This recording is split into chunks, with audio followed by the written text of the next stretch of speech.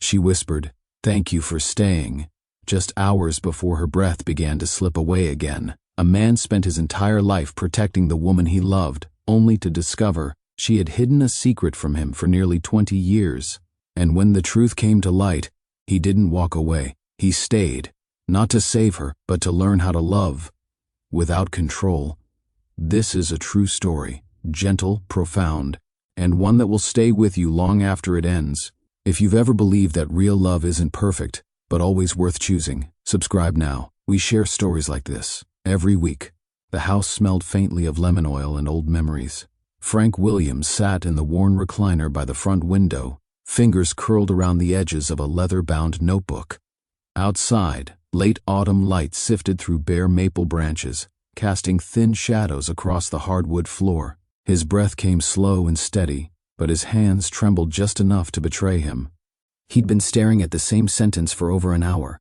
Now, finally, he wrote, "I promised I would never put her in a nursing home. I promised. God help me, I kept that promise, but nearly lost her because of it." It was the first time he'd admitted it, to himself or anyone. And as the ink soaked into the page, something shifted inside him. Not relief, not yet, but something less tight, less suffocating.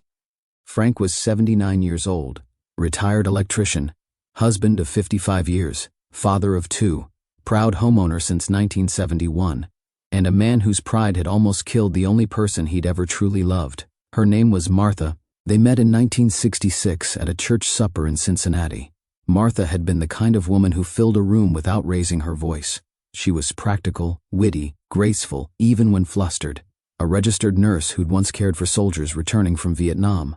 She had a habit of folding her napkin into perfect triangles. Frank had fallen for her by the time dessert was served. They married the next spring, built a life in the brick house on Parkhurst Drive, raised a son and a daughter, paid off the mortgage, took road trips through the Smoky Mountains, argued about thermostat settings, celebrated anniversaries with the same cheap wine because it reminded them of their honeymoon.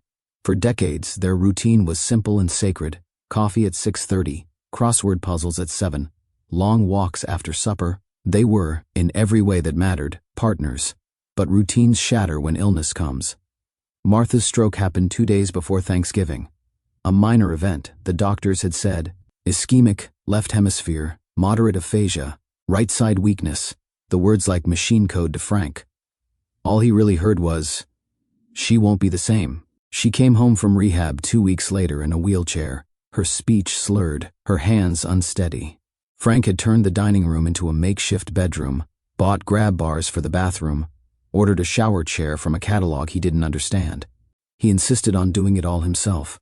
"Our generation takes care of our own," he muttered when their daughter Sarah suggested home health services. He said no to the nurse, no to the physical therapist, no to the part-time aide.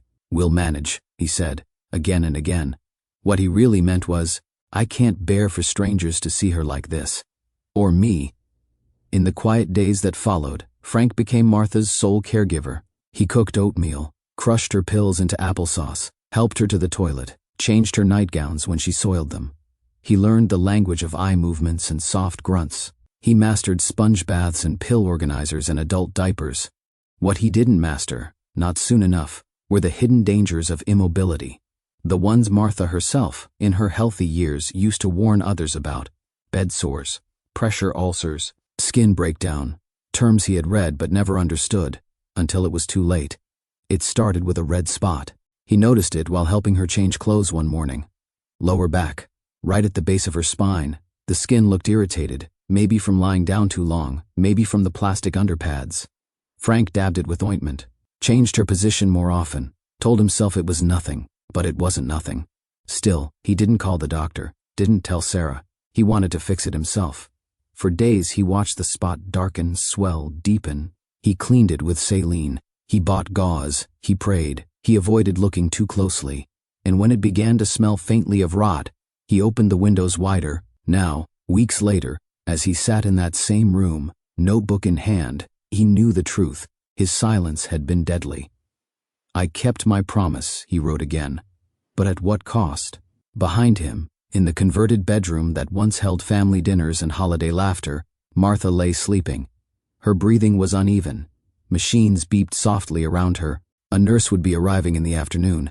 A visit Frank had finally allowed, though it had taken Sarah calling from Texas in tears to make him agree. He closed the notebook, stared at the ceiling, and whispered to the silence, "I'm sorry, Martha." And for the first time since the stroke, he wasn't talking to her as a patient, or even a wife. He was talking to the woman who, years ago, had given him everything, and now lay suffering because he'd been too proud to ask for help. It was the beginning of something. Not redemption, not yet, but something like it. A crack in the dam, a place to begin again. The day Martha came home, the sky above Cincinnati was the kind of slate gray that made the world feel smaller.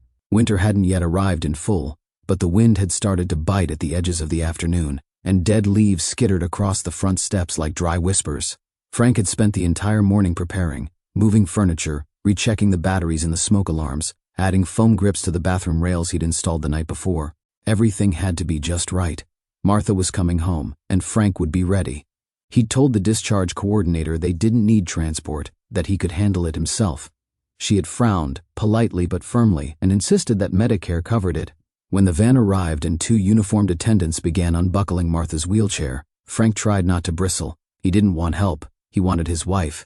It had only been 13 days, but it felt like longer.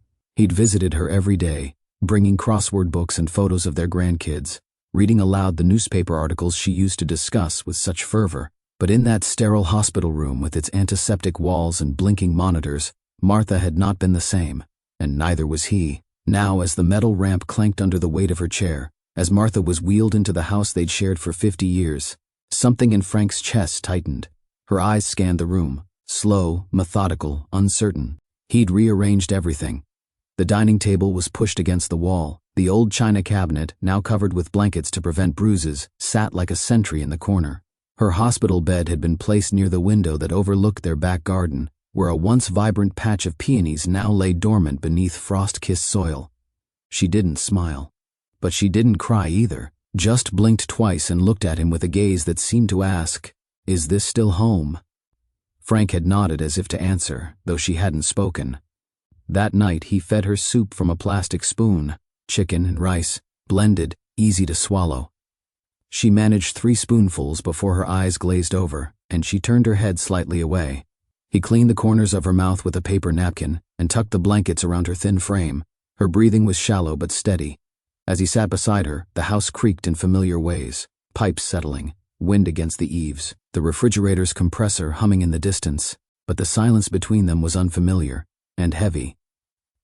In those first few days, Frank threw himself into the role of caregiver with the kind of determination that once made him a trusted foreman at the electrical plant.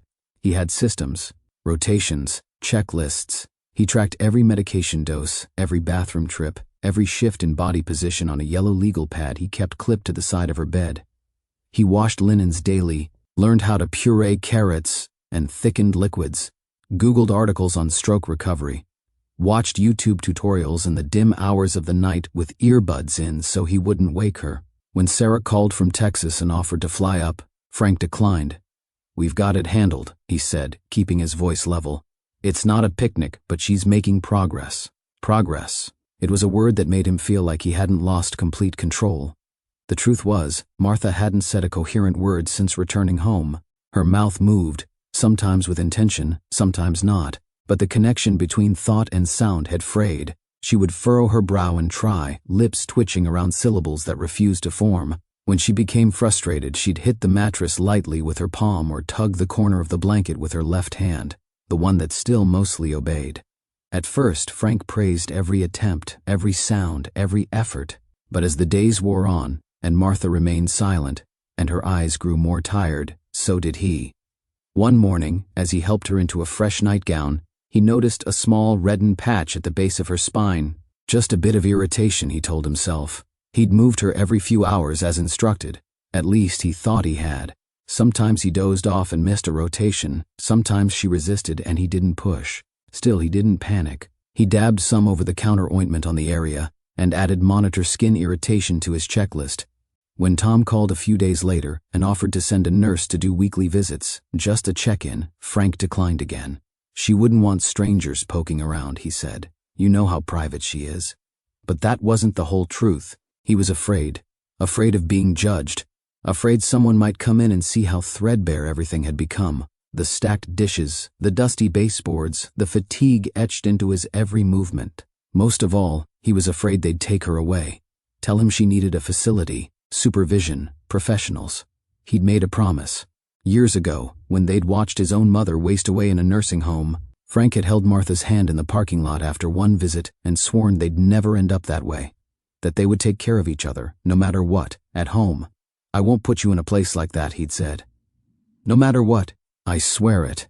And now, every time he thought of calling for help, those words echoed like a bell inside his skull. So he cleaned the wound twice a day, bought gauze, watched another video, adjusted the cushions, rotated her more often. He even built a makeshift ramp at the front door with the help of their neighbor Tom, so that maybe, eventually, he could wheel her outside, let her feel the sun again. Martha watched him do all this with a look he couldn't read. Not pity, not approval, something quieter, a kind of knowing, a kind of waiting. At night, Frank slept in the armchair by her bed, wrapped in an old Afghan. He dreamed of her standing again, of her voice, clear and teasing, saying his name the way she used to when she caught him pretending to read the paper, but really dozing off. But when he woke, it was always the same, the faint hum of the oxygen machine, the soft beep of the monitor, the smell of antiseptic and sadness. Still, he told himself they were okay, that he was doing a good job, that he was honoring his promise. But the thing about promises, especially the ones made out of love, is that they can become prisons. And Frank Williams, for all his devotion, was about to discover just how narrow a cell love could become when welded shut with pride. It began with a single red spot. At first, Frank barely noticed it. He was changing Martha's nightgown one morning, lifting her gently with one arm while sliding the fresh fabric underneath her back with the other. It was a slow process, one he had grown used to, each movement measured, practiced, almost choreographed. She no longer resisted him, not like she had in the beginning when every shift of her weight had brought on a grimace or a tear. Now she moved more like silence than protest. When the fabric peeled away from her lower back, Frank saw it, a small circular patch, pinkish red and flat, no larger than a bottle cap, right at the base of her spine. He paused, frowning slightly, then leaned closer for a better look. The skin wasn't broken, just irritated, maybe from the pressure of lying too long, or from the heat of the waterproof underpads they'd been using at night. He let out a quiet breath. Nothing serious, just a little spot, a reaction maybe. Still, he noted it in his daily log, slight redness, lower back. Monitor. He added an extra pillow under her side that night, hoping it would help. Then he went back to his routine. Meals, medication, monitoring her expressions for signs of pain. There was comfort in the cycle, order, control. So he convinced himself it would go away, like a bruise fading over time. He didn't mention it to Sarah or Tom. Didn't call the nurse line. He didn't want them questioning his care, or worse, questioning his promise. Frank had never been careless. Not in his life, not with anything, not with tools, not with people. He was the man who double-checked circuits, who left instructions written in pen under every breaker box he ever installed.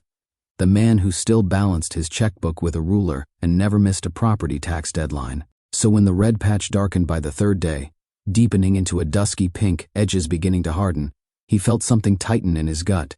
He avoided looking at it for another day. That night, as Martha slept and the house held its breath, Frank sat in the kitchen, staring at the medical supply catalog Sarah had sent weeks ago.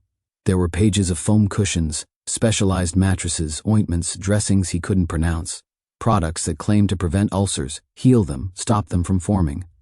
The language read like sales copy, not care instructions. He closed the catalog and looked at the clock. 3:12 a.m. The refrigerator hummed softly. The streetlight outside flickered, casting a ripple of pale gold across the floor.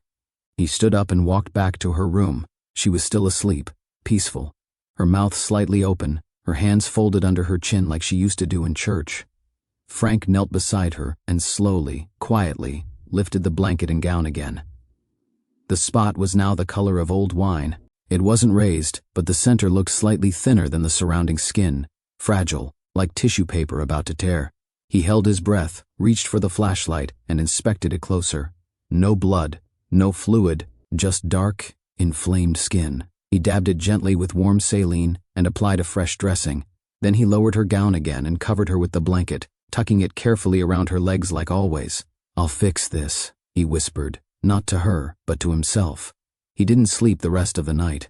The next morning Sarah called. Her voice, bright and cheerful on the surface, held that undercurrent of worry she always tried to hide. She asked how things were going, if Martha had eaten, if she was sleeping well.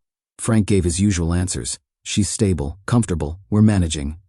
Then Sarah asked the question he'd been dreading. Have you had anyone look at the sore on her back? Frank froze. What sore? Margaret called me. She said she saw some bandages in the trash, bloody ones. I didn't want to pry, Dad, but are you sure everything's okay? He clenched his jaw. Margaret, the neighbor who always watched their trash bins like a hawk. It's nothing, just a bit of irritation. I'm treating it. There was silence on the line. Then a soft sigh. Okay, just let me know if you need anything. Please. He promised he would. Then he hung up the phone and stared at the wall for a long time.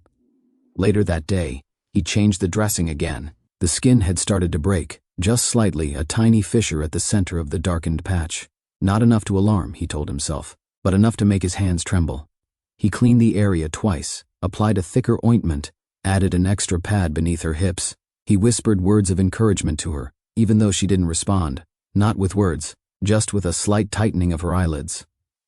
Frank told himself that was a good sign. What he didn't tell himself, what he refused to say aloud, was that the spot scared him more than anything he'd seen since the day Martha had her stroke. Because this time, it wasn't her body betraying her. It was his care that was failing. And still, he told no one. The following days moved slowly, like the frost that crawled across the windows each morning, imperceptible but always spreading. Frank kept up the routine with grim devotion. He fed Martha every 4 hours, rotated her every 3, washed her with warm cloths, changed the sheets with quiet precision. He continued his careful log of daily tasks in neat block letters. He checked her temperature twice a day, watched for signs of fever.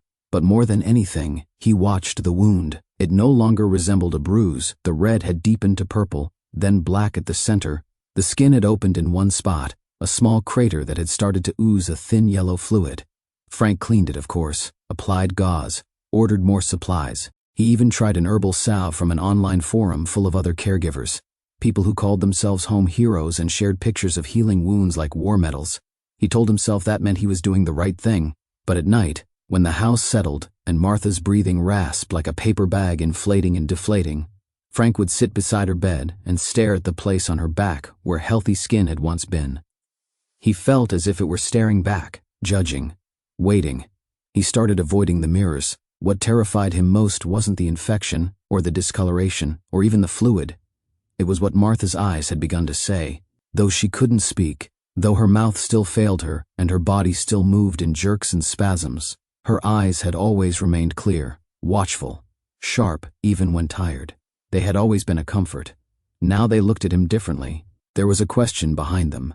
Not anger, not pain, not even confusion, just a quiet, heavy why. Frank couldn't answer it. Instead, he worked harder, longer.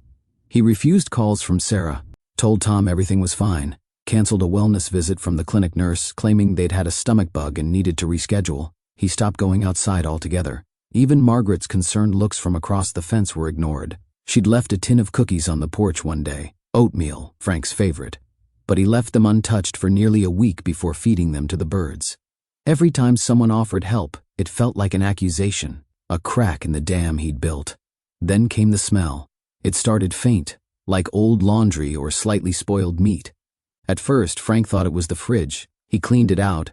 Then he thought maybe it was the trash, so he emptied every bin in the house. But the smell lingered, and it followed him, no matter where he walked. One afternoon, while changing Martha's sheets, he realized it was strongest in the bedroom. Not the entire room, just around her bed. The wound had started to smell. He wanted to cry, or scream, or run. Instead, he opened all the windows, even though it was 36 degrees outside. The wind rushed in like a reprimand. Martha shivered slightly. He covered her with 2 blankets and told himself the air would do her good. When Sarah called again that night, he didn't answer. He told himself he was too tired, but the truth was he couldn't bear the sound of her voice. It reminded him of everything he wasn't saying, every truth he wasn't facing. He sat alone in the living room, the glow of the lamp casting a pale circle on the carpet. In the silence, he could hear the soft beeping from Martha's oxygen monitor. He used to find it comforting. Now, it felt like a countdown. Frank picked up the notebook he'd been using as a care log and flipped back through the pages. Each day was neatly listed. blood pressure, meals, medications, hours of sleep. There, on page 11, he found the note he'd written 2 weeks ago. Slight redness, lower back. Monitor. He ran his thumb across the words. The ink had smudged. Monitor. He'd written it like it was a solution, as if watching something change was the same as preventing it. A sharp knock on the door pulled him from the page. It was Margaret, standing in the cold with a fleece jacket zipped to her chin and a plastic bag in her hands. "I'm not staying," she said quickly when he opened the door. "Just thought maybe you could use some fresh towels, in case." Frank hesitated, took the bag, nodded once. She looked at him carefully, her eyes softened. "If you ever want someone to sit with her," she said, "just knock." Then she turned and walked back across the yard, snow crunching beneath her feet.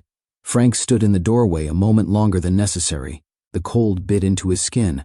When he closed the door, he didn't lock it. That night, as he helped Martha shift onto her side, she groaned, just barely. A sound, small and sharp, escaped her lips. Her eyes clenched shut. Her hand reached weakly toward the rail of the bed. Frank paused. "It's okay," he whispered. "Almost done." But it wasn't okay. Not anymore. As he cleaned the wound, now twice the size it had been, he realized he no longer had the words to convince himself otherwise. The smell filled the room, and for the first time since Martha had come home, Frank felt something close to fear. Not for her, but for himself. Because the lie he'd built his days around was crumbling, and underneath it, he could see the cost of his promise taking shape. The cracks didn't come all at once.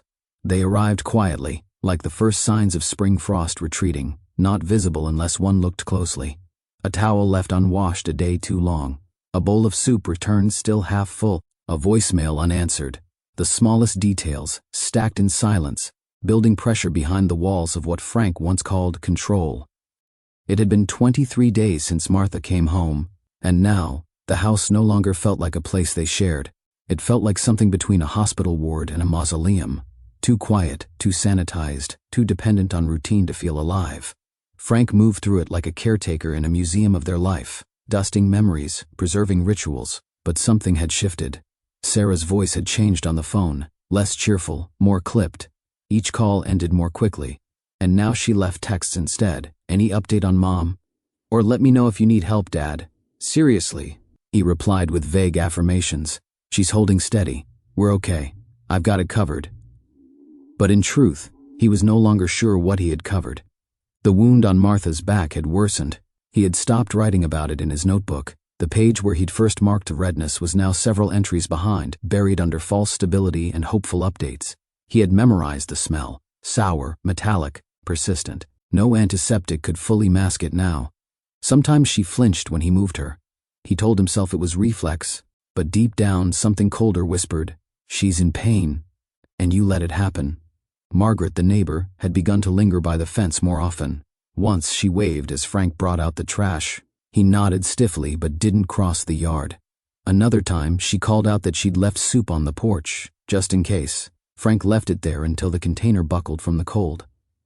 Then, one Thursday morning, the tension broke. It began with a knock, 3 quick raps, sharper than usual. Frank was in the kitchen washing out Martha's pill organizer when he heard it. He dried his hands slowly, unwilling to rush. A knock meant interruption. A knock meant someone had crossed a line. When he opened the door, Sarah stood there with a duffel bag slung over her shoulder and her winter coat unzipped. Her face was red from the wind, eyes locked on his. "I told you I was coming," she said, stepping past him. He hadn't read the message. She dropped the bag near the coat rack and looked around the living room, her gaze sweeping across the furniture, the dusty end tables, the stale air. "Where is she?" "In the bedroom," Frank answered, voice clipped. "She's resting." Sarah didn't wait. She marched down the hall, paused only once to glance back at him. Her expression was unreadable, but her silence carried weight. Frank followed, heart hammering in his chest. She opened the door, and for a moment, time paused. Sarah didn't scream. She didn't cry. She just stood there staring at the woman who had once read her bedtime stories and baked blueberry muffins on Sundays. Martha lay motionless, her face pale, cheeks slightly sunken. The blankets were tucked tightly, but the smell was there, faint, undeniable. Sarah's jaw clenched. She turned to Frank. "What happened?" And in that question, so simple, so pointed, something inside Frank began to splinter. Frank didn't answer right away. He stepped further into the room, the soles of his slippers making soft sounds on the hardwood. He moved past Sarah toward the bed and gently adjusted the blanket around Martha's shoulders. "She's resting," he repeated, but his voice lacked conviction. "I've been taking care of everything." Sarah's eyes didn't leave him. "She smells like infection, Dad. When was the last time a nurse looked at her?" Frank stiffened. "I told you she didn't want strangers in the house. That was before the stroke. You don't know what she wants anymore." The words struck deeper than they should have, not because they weren't true, but because they were. Frank looked down at his wife's face, peaceful, still, unchanged, and something within him recoiled. There were moments when she blinked and he saw the old Martha, the woman who ran the household with grace and sharpness. But more and more he wasn't sure who he was caring for, or what he was preserving. "Has she eaten today?" Sarah asked. Frank nodded. "Oatmeal and applesauce." Sarah glanced around the room, then toward the bedside table. The bowl of oatmeal sat there, still half full, the spoon untouched, cold. Her hands trembled slightly as she reached for the sheets. "I need to see it," she said. Frank's heart thudded. "That's not necessary." "I need to see it," she repeated, more firmly. He didn't move, so she pulled back the blanket herself. It didn't take long to find the wound. She let out a soft gasp, not dramatic, not loud, but so sharp it pierced Frank's chest like a needle. The ulcer had spread. It was now the size of a fist, blackened at the center, edges red and weeping. The surrounding skin was swollen, puckered like burnt leather. Sarah turned away, pressing her fist against her lips. Frank stared at the floor. I've been treating it," he said quietly. "Cleaning it, dressing it." Sarah didn't look at him. She walked into the kitchen without a word. He heard the cabinet open, then the clatter of a phone being pulled from her purse. She dialed, spoke in low, even tones, gave their address. When she returned, her face was pale. "An RN is coming today," she said. "They'll assess her, and if needed, she's going to the hospital." Frank didn't argue. He couldn't. The dam had broken. They sat in silence for several minutes. The clock ticked from the wall. Outside, wind rattled the window panes as if echoing the tension between them. "I didn't want this," Frank said finally. "I wanted to keep her home, like she asked." Sarah's voice was calm but firm. "Wanting something isn't the same as doing it right." He winced. "I thought I was. I know you did." Her voice softened. "But this isn't just about promises. It's about her life." Frank blinked quickly, staring at the cracks in the ceiling. "I've never failed her before," he whispered. Sarah reached out, gently touched his hand. "You didn't fail, Dad. You just waited too long to ask for help." That night, Frank sat by Martha's side while the nurse examined her. He watched as the stranger, with gloves and quiet competence, cleaned the wound, measured it, took photographs. The woman didn't say much, but her face was grave. "We'll do what we can," she told Sarah quietly, not realizing Frank was still within earshot. He nodded slowly. He already knew what that meant. When the nurse left, and Sarah stepped out to call Tom, Frank leaned close to his wife. "I'm sorry, Martha," he whispered. "I thought I could carry all of this, but I was wrong." Her eyes fluttered open for a second. She didn't speak, but her hand found his, and squeezed. The nurse arrived shortly after dusk. Her name was Jessica. Young, efficient, no nonsense. She wore navy scrubs and carried a messenger bag that seemed to hold everything short of a defibrillator. When she entered the room, the atmosphere changed, like someone had opened a window in a sealed tomb.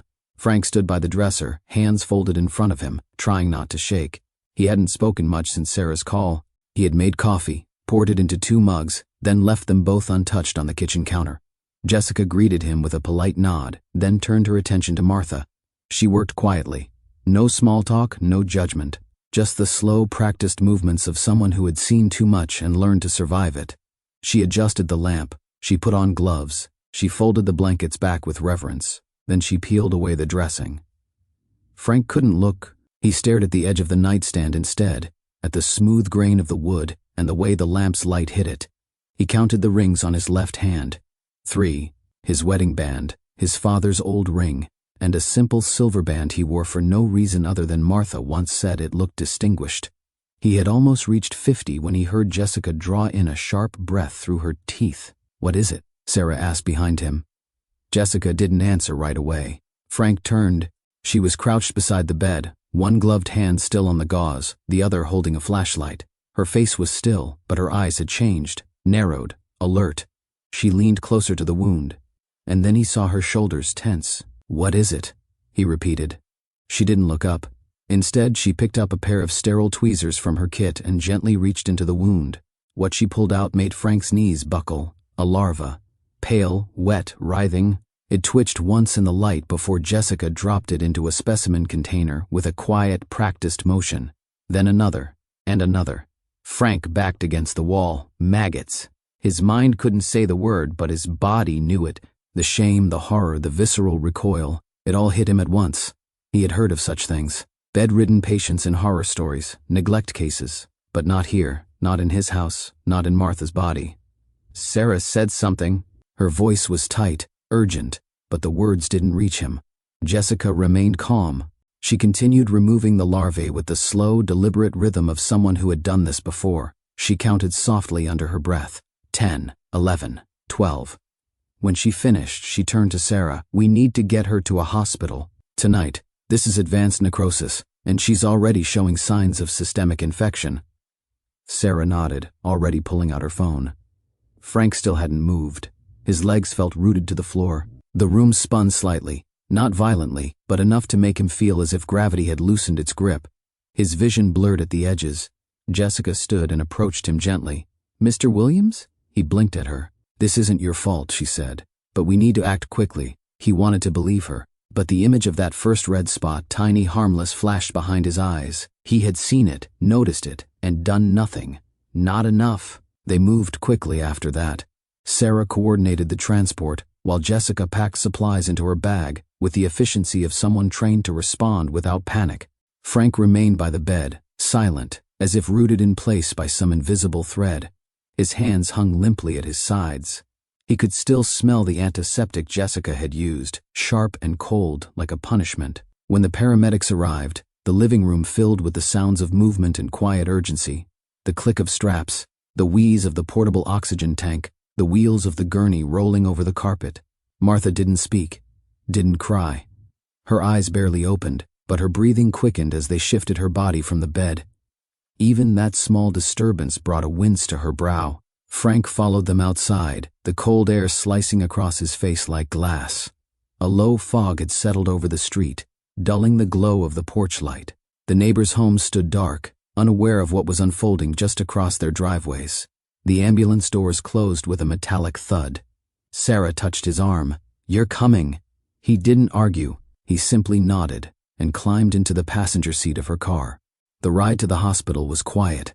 Frank stared out the window at the blurred outlines of trees, strip malls, gas stations, places he had driven past 100 times. But tonight, they looked foreign, distant. He couldn't stop seeing the wound in his mind, the blackness, the pulsing movement. The moment he realized that he had failed her not just as a husband, but as a guardian. When they arrived, the emergency room was flooded with fluorescent light and a low hum of activity. A nurse directed them to the waiting area, while the trauma team took Martha into the back. Forms were signed, vitals recorded. Sarah spoke to the staff in short, clear sentences while Frank hovered nearby, numb. He didn't sit. He couldn't. He stood in a corner, arms folded, watching the automatic doors open and close, letting in one shivering patient after another. A boy with a swollen eye. A man holding his side. A young woman wrapped in a blanket, shaking. Frank felt like an imposter among them. Finally, Jessica found them again. She had driven separately, changed into a jacket, her bag slung casually over her shoulder now that the crisis phase had passed. "She's stable for now," she said, "but it's septic, and the wound is classified as stage 4. Frank didn't speak. Sarah nodded grimly. "We'll likely need to debride the tissue," Jessica continued, voice gentle but firm. "And we're running broad-spectrum antibiotics already. It's good you acted when you did." Frank let out a breath, ragged and low. "I didn't act," he said, his voice like paper tearing. "She did." Jessica tilted her head. "She found a way to ask for help," he said. "Not me." Jessica looked at him for a long moment, then slowly unzipped her bag and took something out. A folded piece of paper. She handed it to him. Frank unfolded it. A note, handwritten, "Tell Sarah. Help Dad. I'm scared." It was scribbled in uneven block letters, childlike, barely legible, but unmistakably Martha's. He stared at it as if it were a relic. "She must have written that the day you refused my call," Sarah said softly. "Margaret found it under the trash bin when she was leaving cookies." Frank folded the note slowly, carefully, like something sacred. That night, he sat in the hospital chapel alone. The room was small, no altar, just rows of simple chairs, a few prayer books, and the low hum of a distant HVAC unit. He sat in the back, hands clasped together, not in prayer, but in surrender. He didn't cry. Not yet. But in the quiet, surrounded by the hum of machines and the weight of consequences, Frank did something he hadn't done since the stroke. He asked for help. The hospital conference room was colder than Frank expected. Not cold in temperature, though the fluorescent lighting and beige walls gave the illusion of chill, but cold in atmosphere. Sterile. Empty of anything personal. Just a round table, a few plastic chairs, and a box of tissues in the center, as if someone had carefully calculated how much emotion would be permitted here. Sarah sat beside him, clutching a paper coffee cup. Her fingers were red from ringing. She hadn't said much since they arrived. Not since they were ushered here by the charge nurse with a too-practiced smile and the sentence no one ever wanted to hear. The care team would like to speak with you privately. Frank tried to prepare himself. He had rehearsed responses in his head during the elevator ride. Words like stable, improving, next steps. He told himself to expect an update, a treatment plan, maybe a warning. But now, sitting in the center of that room, he felt as though he'd been summoned to a sentencing. When the door opened, 3 people entered, a physician assistant, a wound care specialist, and a woman with kind eyes wearing a badge that read palliative liaison. Frank didn't know what palliative meant. They began with numbers: blood pressure, oxygen saturation, white cell counts. Words like systemic infection, aggressive debridement, and supportive treatment floated above the table like smoke, dense and hard to hold on to. Sarah asked the first real question: is she going to make it? The room paused. The wound care specialist, a middle-aged man with a tight jaw and soft voice, glanced down at his clipboard. We've started IV antibiotics and have performed a partial debridement. There was extensive necrosis. She's showing early signs of kidney strain. Strain? Frank echoed, his throat dry. She's fighting, the physician assistant added. But her body is fragile. The longer the infection lingers, the higher the risk of systemic failure. Frank didn't know what that meant, but Sarah's face told him enough. The palliative liaison leaned forward, her hands folded neatly. Mr. and Mrs. Williams built a long life together. What's most important now is understanding her wishes, and yours, as we navigate next steps. Frank blinked. She wanted to be home. I understand, the woman said gently. But right now, home is here, and we have to ask, if her heart stops, do you want us to attempt resuscitation? Sarah turned toward him, eyes wide. Dad, he began, but the words failed. He hadn't thought that far. Or maybe he had, but never aloud. Resuscitation. The word sounded violent, cold, nothing like Martha. The liaison placed a sheet of paper on the table. It had boxes to check. DNR, full code, comfort care. Frank stared at it as if it were written in another language. What happens if we say no to resuscitation? Sarah asked. The doctor answered. She would be kept comfortable, her breathing supported as needed, but we wouldn't perform CPR or intubation if her heart fails. And if we say yes, there's a chance, but also a great risk: ribs breaking, ventilators, trauma, and the odds of meaningful recovery, at her age, with her current condition, are very low. Frank's hands trembled under the table. He felt suddenly cold, the chill he couldn't name earlier now fully inside him. He thought of the last time Martha truly smiled, not just a soft blink or squeeze of his hand, but a real smile. It had been spring, almost a year ago. She was watering her peonies, hair tucked under a straw hat, humming along to a Patsy Cline song drifting from the kitchen radio. And now here they were, weighing whether to let machines do the breathing she could no longer manage herself. He looked at Sarah. Her expression was tight, but she nodded once, slowly. She wasn't choosing for him. She was telling him he didn't have to carry this alone.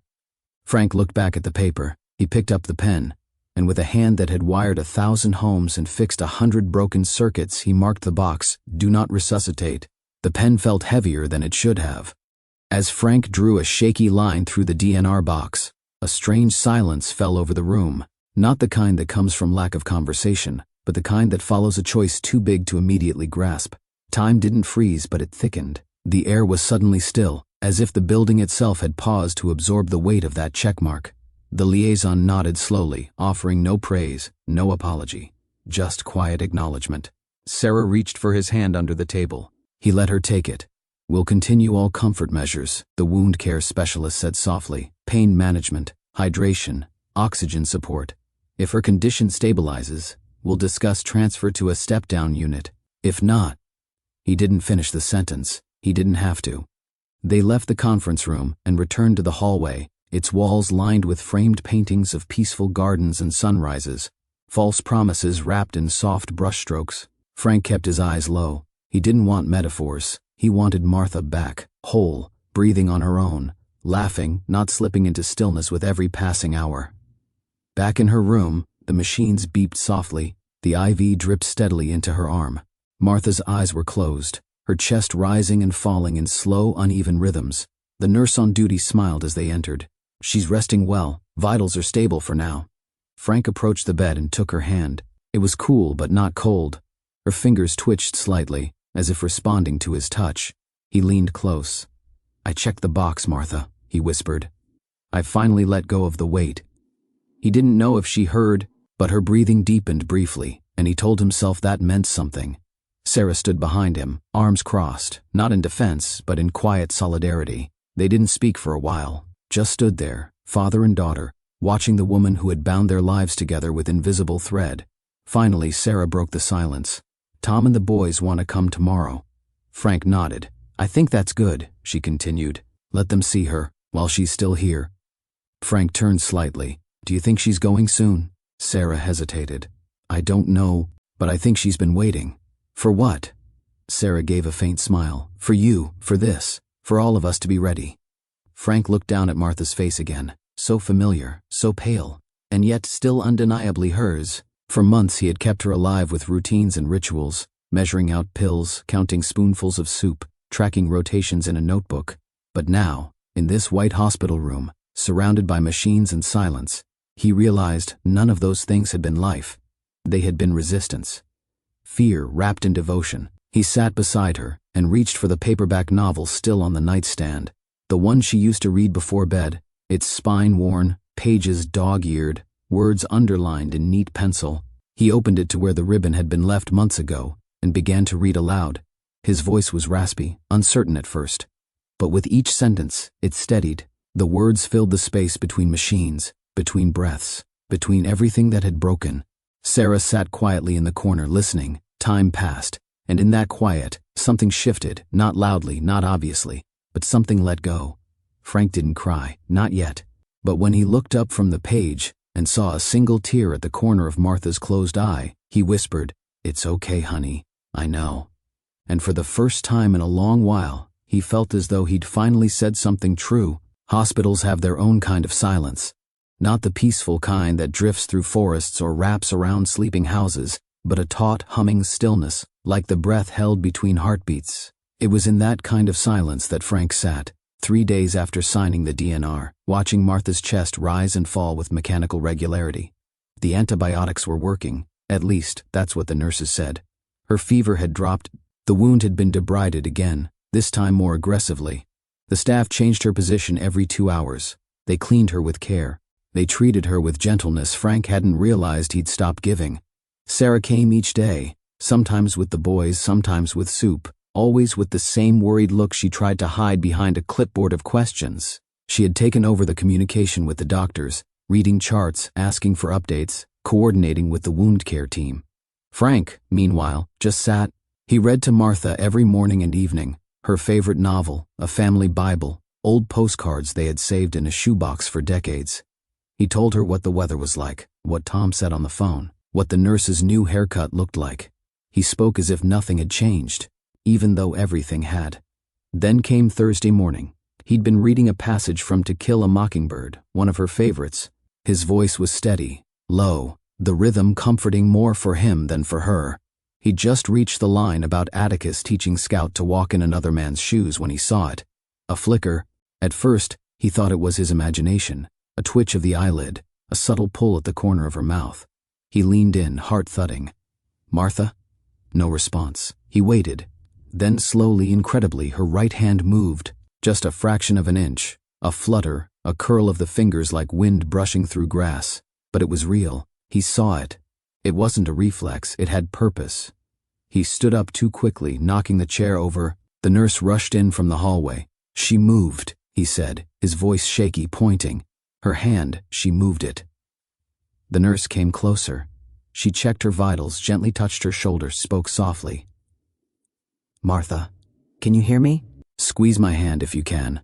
Frank held his breath. Nothing. But then, another flicker, slight, imperfect, but deliberate. The nurse smiled. "I think she's trying." Sarah arrived 20 minutes later and found Frank pacing the hallway, his face pale and eyes wide. "She moved, Sarah," he said, almost in disbelief. "I saw it." Sarah didn't speak right away. She took his arm, guided him to the waiting room, sat down with him. "What kind of movement?" she asked gently. Her fingers, she curled them, twice. Sarah nodded slowly. Sometimes the nervous system does that when the body starts responding again. Frank looked at her, desperate. "Does that mean she's coming back?" Sarah's eyes softened. "I don't know, but it means she hasn't left yet." That night Frank refused to leave the hospital. He sat by Martha's bedside long after visiting hours ended, granted an exception by the night nurse who recognized what a man looks like when he's balancing between penance and prayer. He brought his chair closer and took her hand again, gently this time, holding it as though it might dissolve if he gripped too tightly. The hand that had stirred earlier now lay still. He stared at it for hours. Outside, the city slowed. The sun fell. Shadows stretched along the floor, like silent witnesses. In the muted light of the room, Martha's face seemed both more alive and more unreachable. Her eyelids fluttered occasionally. Her breathing had settled into a deeper rhythm, and the monitor showed small but consistent signs of stabilization. Still, she didn't speak. Her eyes never opened, but Frank talked anyway. He told her about the time they drove cross-country in that rust-colored Buick with the air conditioning that only worked if she slapped the dashboard twice. He reminded her of their first apartment and how the wallpaper peeled behind the stove. He talked about their first fight and how they didn't speak for a full day, until she handed him a sandwich with "I'm sorry" written in mustard. He laughed softly through the stories, even when tears ran quietly down his cheeks.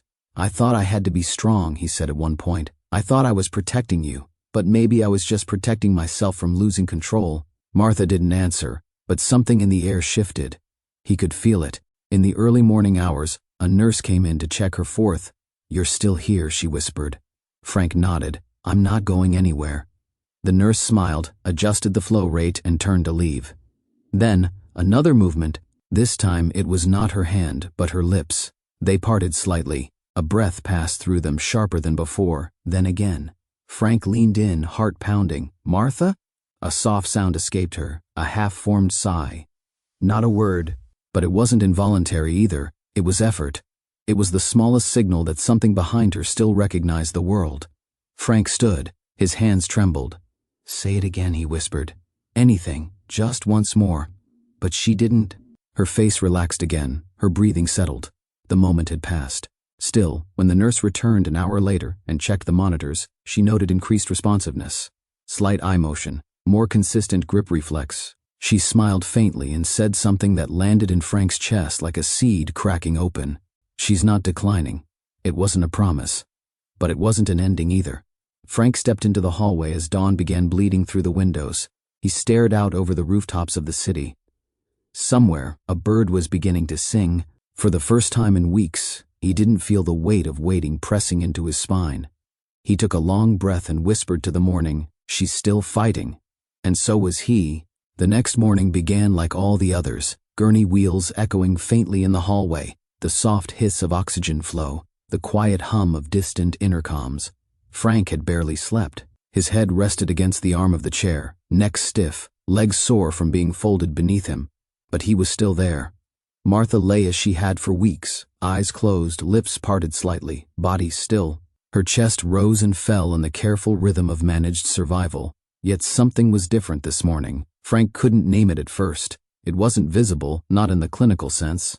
Her vitals remained steady, the machines unchanged, but there was a presence, something fragile and pulsing beneath the stillness. He reached for her hand. It wasn't limp this time. There was a soft tension in her fingers, like a thread pulling back from a frayed end. Frank looked closer. Her eyelids twitched, her brow creased, subtly, almost imperceptibly, but not from pain, from effort. Then her eyes opened, not wide, not suddenly, just a slow, reluctant parting of the lids, like light easing through heavy curtains. Her pupils shifted, unfocused at first. Then they moved, and locked onto his. For a moment Frank forgot to breathe. "Martha," he whispered. "You're here." Her lips moved, forming no sound, but the movement was unmistakable. Her eyes blinked once slowly, as if weighing every ounce of energy it took. Frank stood. He pressed the call button on the side rail, with more force than necessary, nearly fumbling it. The nurse came running.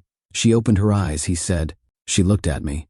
The nurse stepped in quickly, her voice calm but her eyes widening. She leaned over Martha gently. "Martha, can you hear me?" A pause, another blink. "Martha, squeeze my hand if you understand." The hand Frank had been holding tightened. Just a little, just for a second. The nurse looked up at Frank. "She's responding." He felt his knees weaken. A doctor arrived 15 minutes later. Then another nurse. Then a portable EEG. The room filled with the low orchestration of cautious optimism. Words like regained consciousness, neurological response, and spontaneous eye movement were whispered like tentative prayers. But Frank didn't care about the terminology. He only cared that she had looked at him, that she was still inside. Sarah rushed in an hour later, her coat half-buttoned, eyes wide with the kind of hope people don't dare speak aloud. Frank didn't need to say a word. His face said everything. "She opened her eyes?" Sarah asked. Frank nodded. She looked at me. Sarah leaned over her mother's bed. "Hi, Mom, it's me." And for the briefest second, Martha's gaze shifted, just slightly but directly, toward the voice. Sarah let out a soft sob. It wasn't recovery, not yet, but it was a beginning. The rest of that day unfolded like the slow thaw of winter. Every moment felt fragile, stretched taut between hope and fear. Nurses came and went with new energy in their step. The wound care team adjusted their tone, not so much out of certainty, but out of respect for what they had witnessed. A woman who, hours ago, had been defined by charts and quiet, had blinked, had seen, and that changed everything. Frank stayed close. He no longer sat slumped in the chair or paced in circles. He stood beside Martha's bed, gently brushing her hair, rubbing her hand, whispering familiar stories. Sometimes she blinked in response, sometimes her brow furrowed, and once, just once, her mouth twitched into the faintest shape of a smile.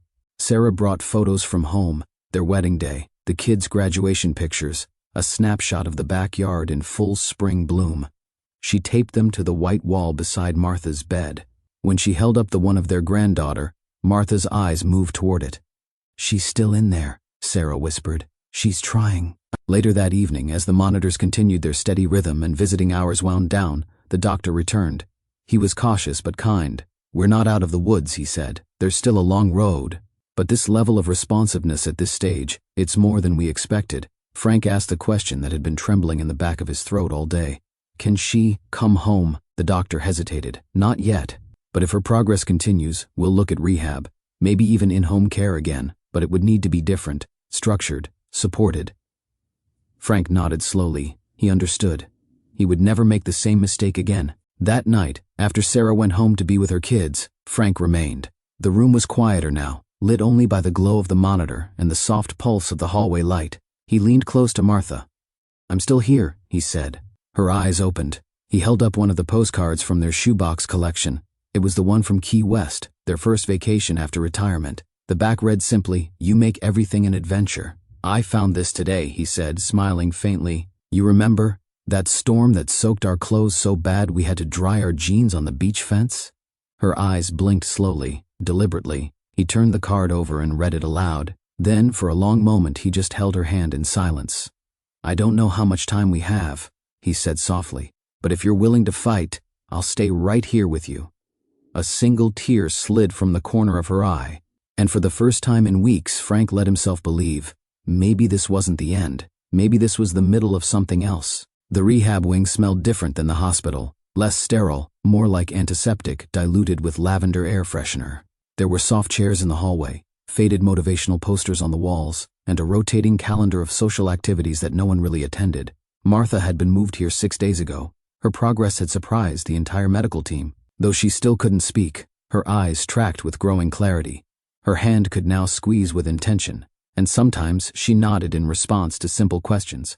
The body that once lay motionless was beginning, in tiny but miraculous ways, to return to her.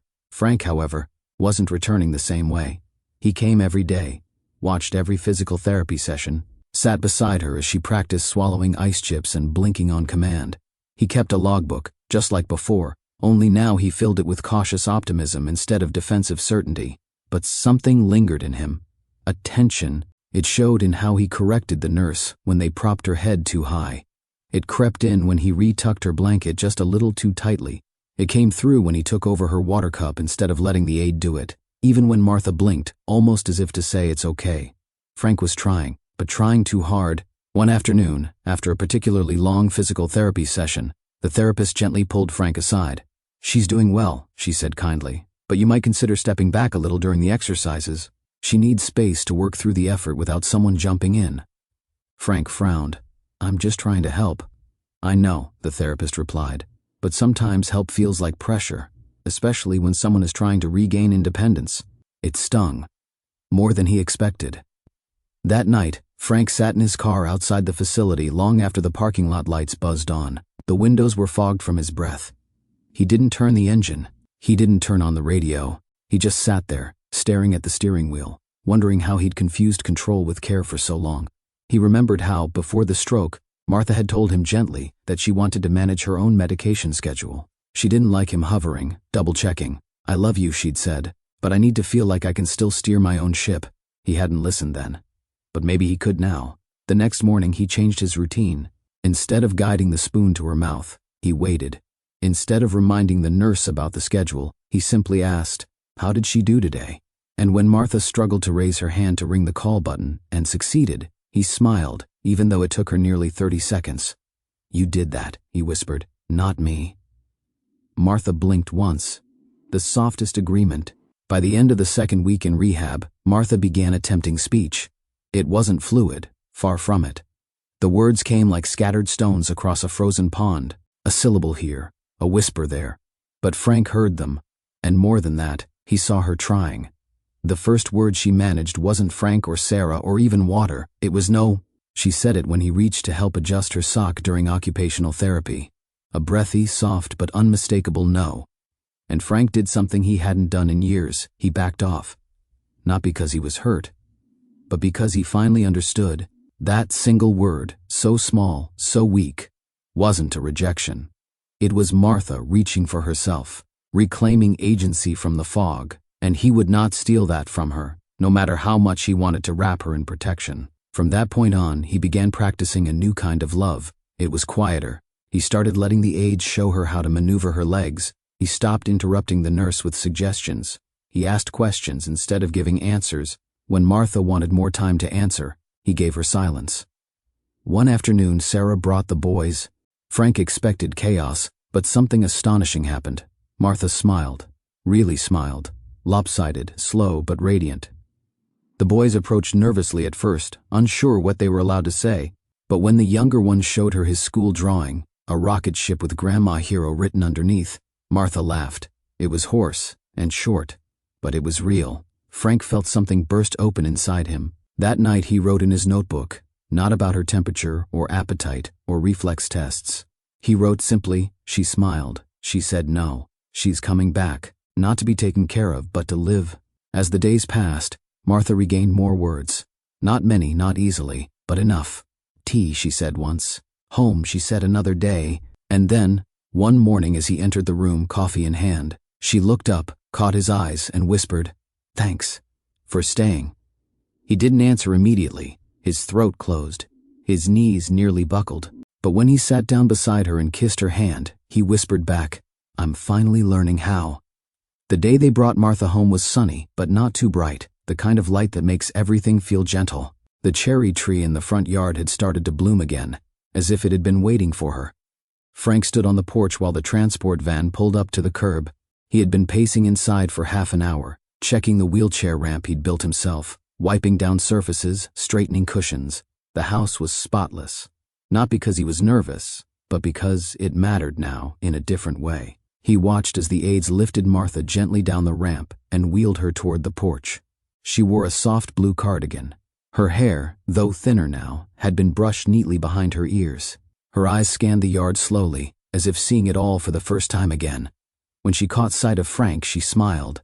Not the half-smile of rehab, a real one, quiet, meant only for him. He knelt beside the chair. "Welcome home," he whispered. She reached out slowly, her fingers curling around his. Inside, the house smelled of lemon polish and something faintly floral. Frank had bought her favorite candle scent, peony and cedar, and lit it in the hallway. Sarah had come earlier that morning to stock the fridge, arrange her medications, and leave sticky notes everywhere. Lift from the knees, don't forget her morning tea. She hates the green blanket. Use the soft one instead. Frank wheeled Martha into the living room and paused.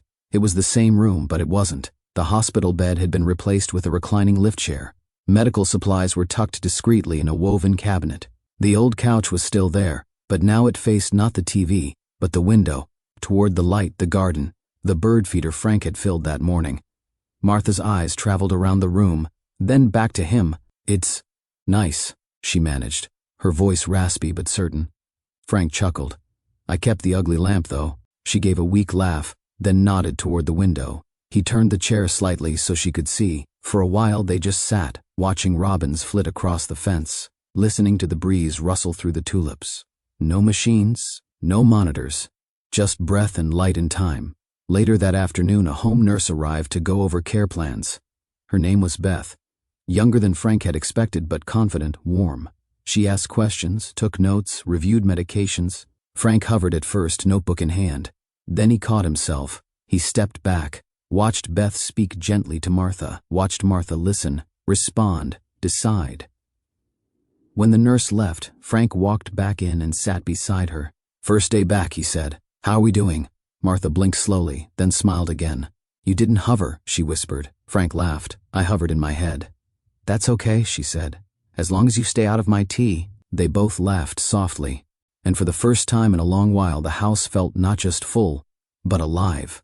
The days that followed weren't perfect. There were setbacks, nights when Martha couldn't sleep, mornings when her body refused to cooperate, afternoons filled with silence that felt too heavy. Frank burned soup twice. He forgot to warm the heating pad one evening, and once he accidentally set the alarm for the wrong medication time. But none of it broke them. Instead, each misstep became part of something new they were building. Not the old life, resurrected, but a new rhythm formed from patience, forgiveness, and the quiet understanding that neither of them was the same. Frank learned to ask before acting. He stopped assuming, started checking. "Would you like help with this? Should I call Beth? Or do you want to try on your own?" Sometimes Martha answered with words, other times with a nod, or a glance, or a slow blink that Frank had come to understand better than any sentence. And each time she grew stronger. One evening, Sarah stopped by with takeout and the boys. The table was too crowded, the kids too loud, and the food too greasy. But Frank watched Martha laugh at a spilled cup of juice and join in a guessing game about animal sounds. Her voice still strained, still raspy, but alive. Sarah leaned over and whispered to Frank, "She's more herself than I've seen in months." Frank didn't reply. He only smiled and watched Martha cut her own piece of chicken with a hand that trembled but didn't stop. That night, after everyone had left and the house had gone quiet, Frank sat in his chair by the window, sipping tea, her tea, the good kind. Martha was asleep in the recliner, a blanket tucked around her legs. The oxygen machine made its steady rhythm in the corner. The room smelled of lavender and clean linens. He looked around. Same lamp, same table, same old creaky floorboard near the hallway. But everything was different, because she was. He didn't feel like a caretaker anymore. He felt like a partner, someone who wasn't keeping her alive but walking beside her in whatever time they still had. He thought back to the vow he had made so fiercely after the stroke, "I'll do it all myself. I'll keep her home. I'll keep her safe." And now he saw how flawed that promise had been. Not because it was too ambitious, but because it had been too lonely. Tonight, as he listened to her breath, steady, real, he made a new vow, not to control, not to protect at all costs, but to witness, to walk, to hold her hand when she asked, and to let go when she needed. It started with dust. Frank had never liked dust. Even before Martha's stroke, he'd waged a quiet war against it, wiping down baseboards, lifting vases to swipe underneath, vacuuming corners with military precision. Cleanliness wasn't about perfection for him. It was about control, order, the sense that nothing could creep in without permission. So on a quiet Tuesday afternoon, when Martha was napping and the house bathed in golden late spring light, Frank decided to tackle the bookshelf in the hallway. It was an old, narrow thing, wedged between the linen closet and the guest room door. They'd bought it at a yard sale 30 years ago. It had leaned slightly to the left ever since, but Martha loved it. She said the tilt made it look like it had stories to tell. Frank removed the books one by one, stacking them neatly on the hallway bench. Most were familiar: mystery novels, gardening guides, a few photo albums. Then came the row of cookbooks, dusty from disuse but lovingly bookmarked. When he reached behind the last row, between the back panel and the wall, his fingers brushed against something soft. A thin envelope, yellowed slightly with age. It had no stamp, no postmark, just one word on the front, written in Martha's handwriting. Unmistakable even now, Frank. His heart stilled. He sat down on the bench, the envelope cradled in his hands like it might break. The hallway felt suddenly quiet in a different way, more narrow, like the air had pulled inward. He opened it. Inside was a single sheet of paper, folded once. The writing was dated, October 8th, 2004. Frank, if you're reading this, it means I never found the courage to say it aloud. Or maybe I did, and you didn't hear me the way I hoped. I've loved you every day, even on the ones when I didn't like you. There's something I've carried, quietly, because I thought protecting you meant sparing you from it. But the truth has its own weight, and I'm not sure anymore if silence was love or fear. When Sarah was little, I had a moment of doubt, a long one. A letter arrived, from someone I had known before us. Nothing happened, but something almost did, and I never told you. I threw the letter away, but I never stopped wondering what it said about me. About us. I stayed. I chose us, every day after that. But I wonder sometimes if you felt the distance and didn't know why. If this letter finds you, I hope it brings not anger, but relief, that even in my fear I never left, I never stopped choosing you. Frank read it twice, then a third time. He sat in that hallway for what felt like hours, the letter folded in his lap, the past pressing in like sunlight through a cracked door. It wasn't betrayal, it wasn't even confession in the traditional sense. It was something quieter, more dangerous. Truth, half buried, half lived. Frank didn't tell Martha about the letter that night. He couldn't, not because he was angry, but because he wasn't sure what to do with the quiet ache it had left behind. He sat beside her recliner as she slept, her hand resting on her lap, a book unopened beside her. The house was silent except for the ticking of the old mantel clock, the same one that had marked decades of dinners, arguments, reconciliations, birthdays, and routine Tuesday nights like this one. His mind spun. October 2004. He tried to remember who they were back then. Sarah had just moved out for college. Frank had taken a contract job that kept him away for long hours. Martha had been restless, not in a loud, obvious way, but in the way her garden became more obsessive, her dinners more perfect, her silences longer. He remembered one night. He'd come home late. She was sitting on the porch, smoking a cigarette, which she hadn't done in years. He hadn't asked why. He just sat beside her. They hadn't talked, and now he wondered, was that the week of the letter? Did she almost tell him then? The next morning, as he made her tea, he couldn't stop glancing toward the envelope now tucked inside a book on his nightstand. It seemed to vibrate with a kind of unseen weight. At breakfast, he watched her closely. She was still weak, still rebuilding, but her eyes were clear, her voice steadier. She caught his gaze and tilted her head. Something wrong? He shook his head. No, just tired, but she studied him. She always had a way of seeing the small things, creases in his brow, hesitation in his hand. She didn't push. She never did. But her eyes said she knew something had shifted later that day. When Beth the nurse came and asked Martha how she was feeling, Martha said, lighter. Frank almost choked on his coffee. That night, he stood in the doorway of their bedroom, the letter still folded, still unread by anyone but him, and he finally asked himself the question that had been scratching at his chest since yesterday. Was this about her past, or his need to control the narrative of their marriage? He had always prided himself on loyalty, on dependability, on staying, but had he ever asked himself whether he made space for her to choose to stay? The letter didn't accuse him, it admitted fear, it admitted humanity, and in that he saw not weakness, but strength. A woman who had faced doubt, who had resisted it, and who had still gotten up every morning to cook his breakfast and build a life alongside him. Not because she had no options, but because she had made a choice and kept making it, day after day. He placed the letter back in the envelope, walked into the living room, and sat beside her, holding her hand. I found something, he said gently. She looked at him, quiet. I think you wrote it a long time ago, and I think you were afraid. She didn't speak, but her eyes filled slowly. I just want you to know, he continued, I'm not here because I have to be. He squeezed her hand. I'm here because I choose to be. Still, every day.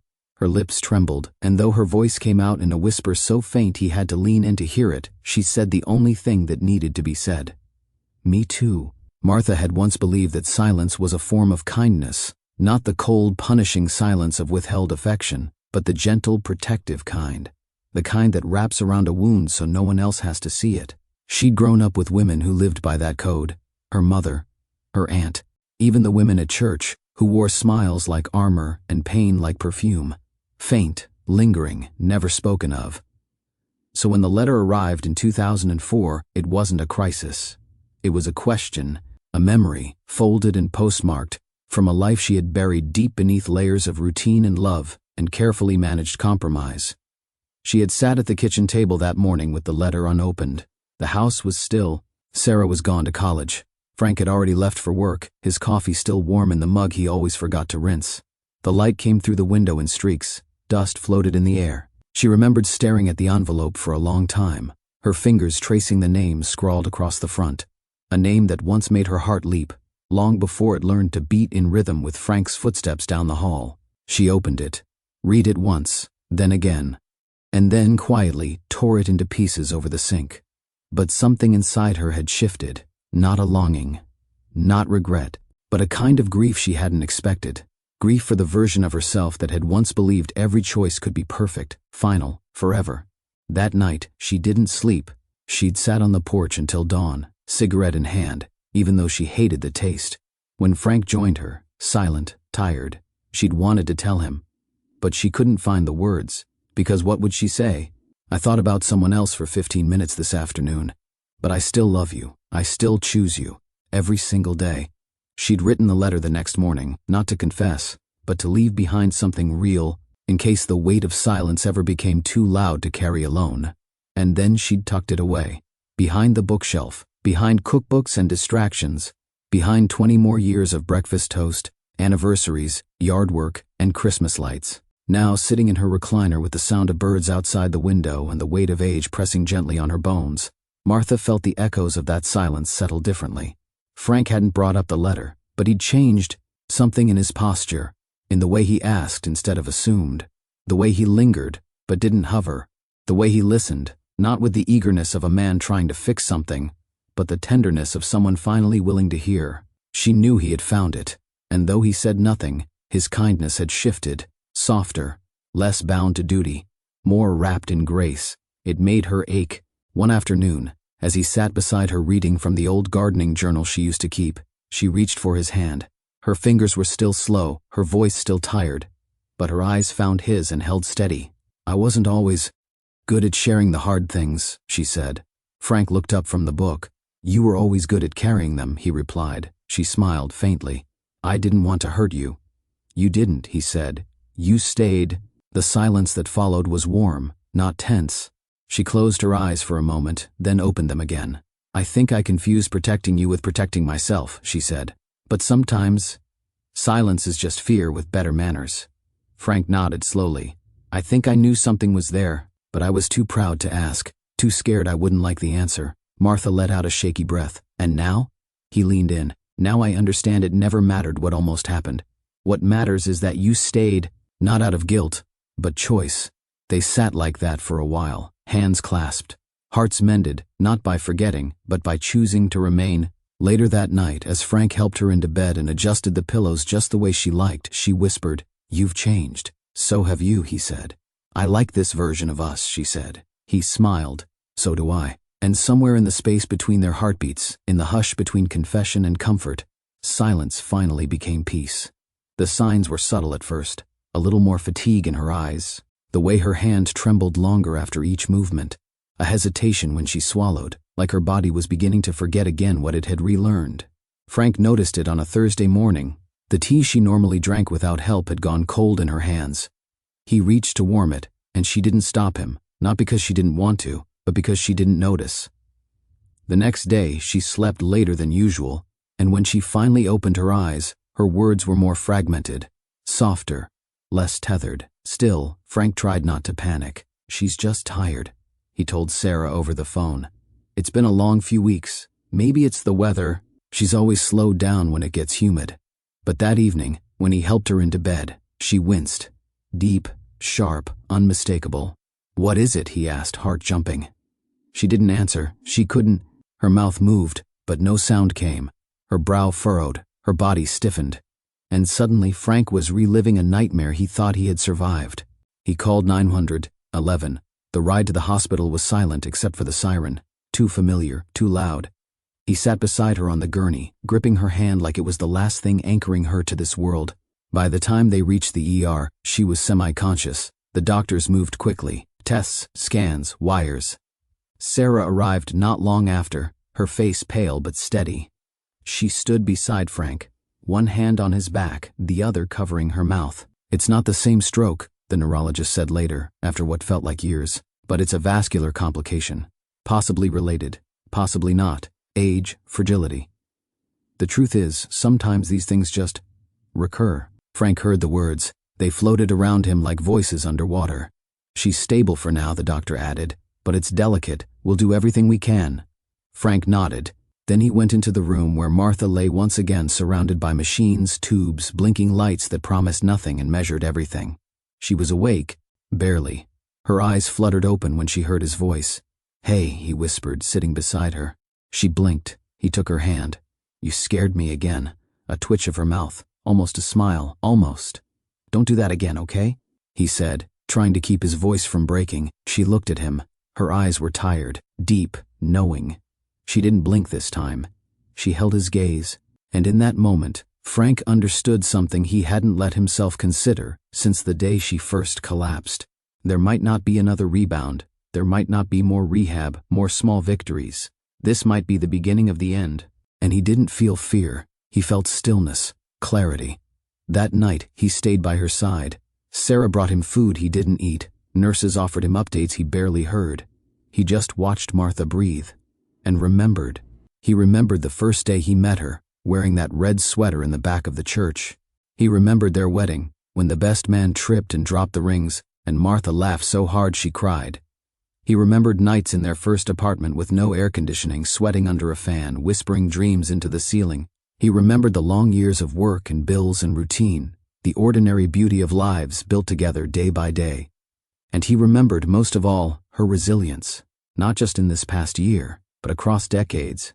The way she carried loss, held space for joy, forgave without fanfare. He leaned closer to her now, brushing a strand of hair from her forehead. "If this is the part where you go," he said softly, "then let it be with nothing unsaid." Her eyes shimmered. "I know about the letter," he said. A slow blink. "I read it. I kept it. I loved it. Because it was you, all of you. Not just the parts I thought I deserved." Her mouth twitched again. "I don't want you to fight anymore if you're tired," he said. "But if you've got one more round in you," he took her hand gently, "I'll be right here."